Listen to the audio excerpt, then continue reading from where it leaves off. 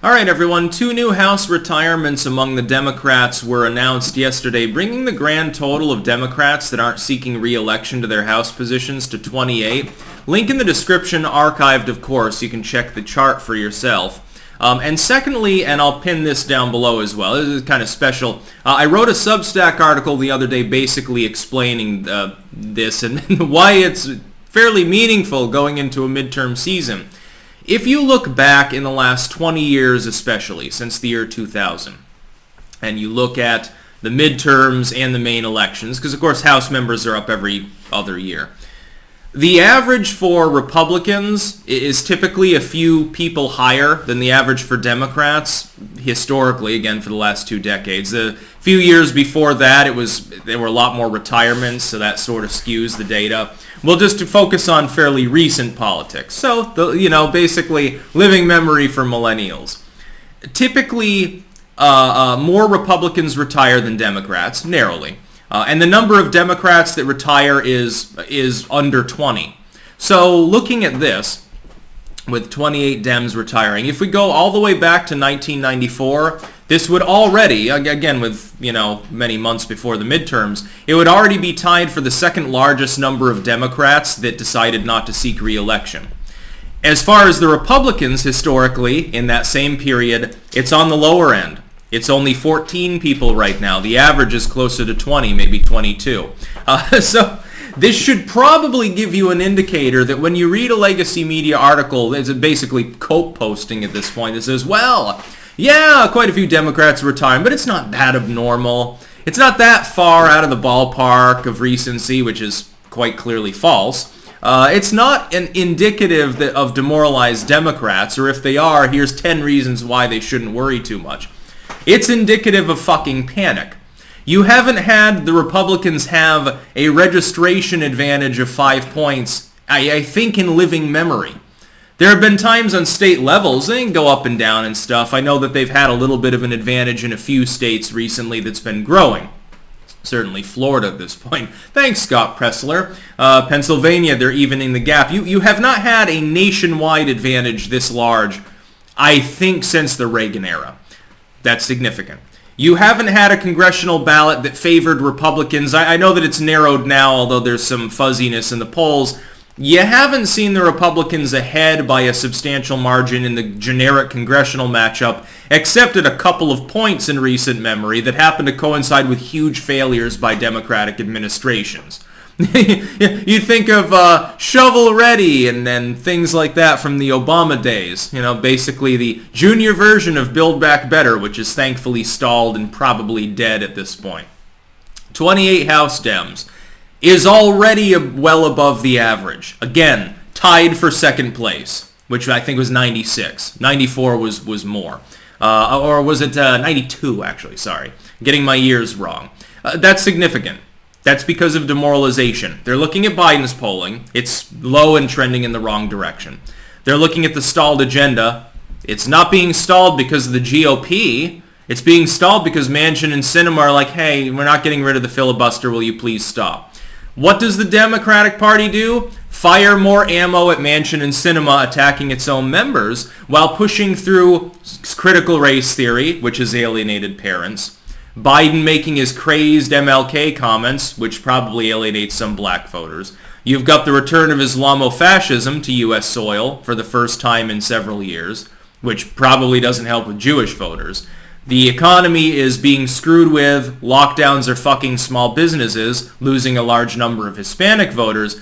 Everything that could possibly go wrong for the Democrats, that could line up, the stars totally aligning for a massive, massive midterm surge by their adversaries, not just Republicans, independents too, is there.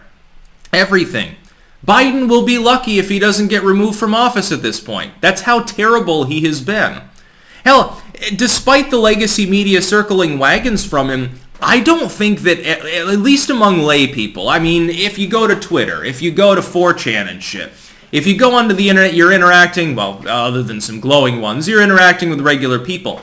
I don't even think there was so much ire at Trump at some of his darkest moments than I'm seeing right now for Joe Biden. Again, heading into midterm season. Biden, meanwhile, the other day was absolutely bananas at his presser, his ninth major press conference. He said, I think that I outperformed expectations. No, Joe, you didn't. Nobody thinks that. Even your core fans think, well, he did an alright job. But at least he's no mean tweets. Hey, he's not Orange Man, so ergo, he must be good. That's the only reason they support you, Joe. That's the only reason they voted for you. Other people voted for you because they're a skeleton. And some other people voted for you because they were paid to do so. 28 House Dems already.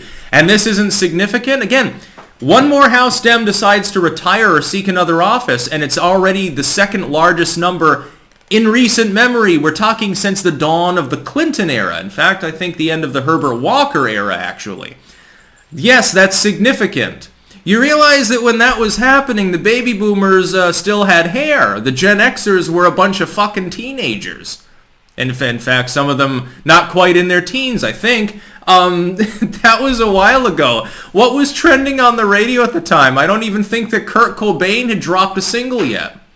We're talking, people were still listening to like the shit from the mid and late 80s. Like Duran Duran was trending on the radio at the time. You know, people were using cassette players and boomboxes and shit. Yeah, have you heard the latest album drop from MC Hammer? Yeah, it's really rad, man. That's when the last time there were this many retirements. And somehow on the Republican side, it makes it look even worse for the Dems because they've got a considerably below average number of retirements. They have to have 6-7 more people retire in order to be on par with average. They've had quite a few elections in the last few decades where it's more like 30 people. The Democrats had the biggest retirement total in, I think, 92. I think it was like 40, 50 people. That was significant, but since then, again, in the last 20 years, it's mainly the Republicans have a slight disadvantage because they got more retirements. That's partially because for several decades they've been the old person's party. Did you see the polling that came out yesterday with regards to different voting blocks and Biden's approval? Now, I know that this is just one polling firm, so keep this with a grain of salt. It can't show you exact numbers, but it can show you trajectories and it can give you an idea. Biden's highest approval with voting blocks by age is the old people. People over 65. He's got near 50% approval. What is it among people who are 18 to 35? It's in the mid-30s. In fact, I think the low 30s. And with people who are middle-aged, it's not much higher. His main approval, old people. That's who likes Joe Biden because, you know, they look in the mirror and they see Joe Biden. They're like, I feel a camaraderie with him. It's not based on his skin color. It's not based on his religion. It's that I, too, shit my pants after I eat an extra bran muffin. That's essentially what Joe Biden has devolved into politically. A goddamn fucking joke. Nobody likes him. Nobody really supports Joe Biden. There are people who simply, they still have lingering TDS and they're like, oh, thank goodness. But Trump has been banned from Twitter. I don't have to see him insulting Ron Perlman again. That's it. That's why. He hasn't accomplished anything. Name a single goddamn accomplishment. I find it funny when you're talking about the economy especially, and they're like, well, he's got record job creation and unemployment is low.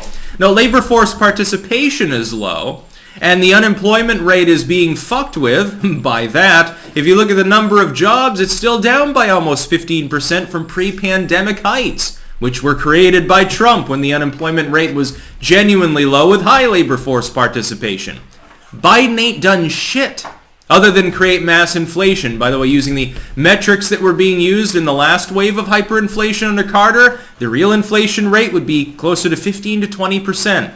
We'd be right exactly where Jimmy Carter took us. Shortages, foreign intrigue, and all. We are officially back in the mid-70s.